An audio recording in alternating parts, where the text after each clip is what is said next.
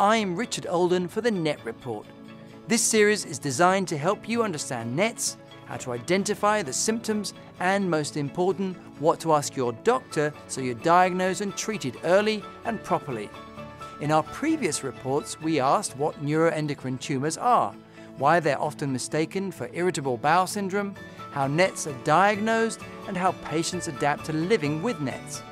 In this final video, we'll discuss why proper management requires a team of physicians with different areas of expertise, each experienced in treating patients with NETs. This is vital in the process of examining every diagnostic and treatment option. If you've been diagnosed with a NET, it's likely that you'll be working with this kind of team.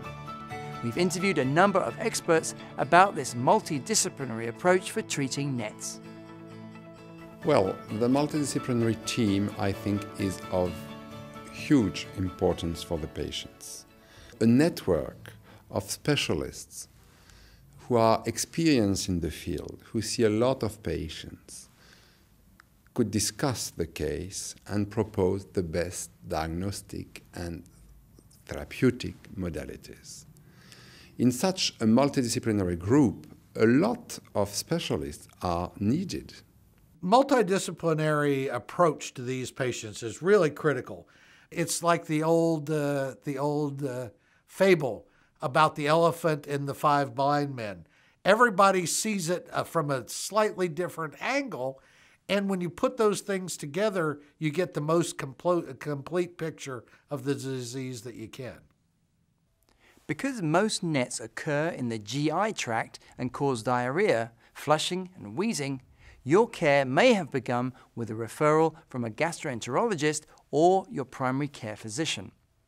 Once you have been diagnosed, the team of professionals involved in your continued care may include a surgeon who removes as much of the tumor as possible, a medical oncologist who monitors your condition, an endocrinologist who specializes in disorders related to the proteins released by NETs, a radiologist for the special imaging procedure that shows the location and size of the NET, a pathologist who examines biopsy samples to determine the type of NET and whether it is fast-growing, and an oncology nurse who can help to explain your treatment and guide you through the process. The types of specialists required for each individual patient may differ. So I have a whole team of doctors that oversee my care. So it's a cardiologist, a liver surgeon, a gastroenterologist with a specialization in carcinoid cancer. And those people I see on kind of a rotating basis about every 6 months. And then I have a local oncologist who oversees the master plan. We asked Dr. Simran Singh why so many specialists are needed to treat NETs. So when we're talking about the treatment and care of patients with neuroendocrine tumors, I think it's different than many other different types of cancers. Some are very slow growing, some are benign, and some are malignant. Some are symptomatic and some are not. So there's a wide variety of them throughout a spectrum. So for early stage neuroendocrine cancers, I think the best treatment is surgery and resection of the disease itself. Once the disease has spread, we still have options, and they generally involve combinations of surgery, of medical treatment, and often of different types of unique treatments such as radiofrequency ablation or chemoembolization. Only by bringing all of these specialties to bear on an individual patient's problems can we optimize care for these patients, because there are so many different options and each specialist brings a different perspective, so it's important to integrate that care and use it in a timely fashion. So then, how does a person newly diagnosed with a NET find a multidisciplinary team?